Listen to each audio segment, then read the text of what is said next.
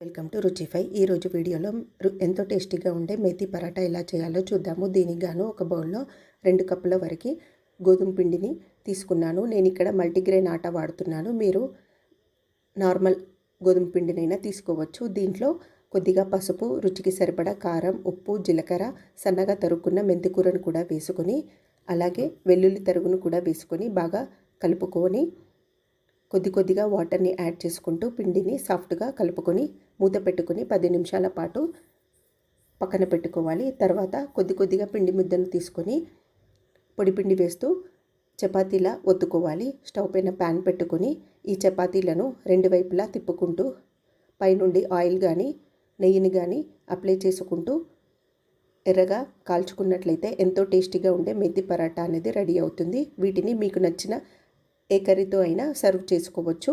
ట్రావెలింగ్లో తీసుకెళ్ళడానికి మేతి పరాటాలు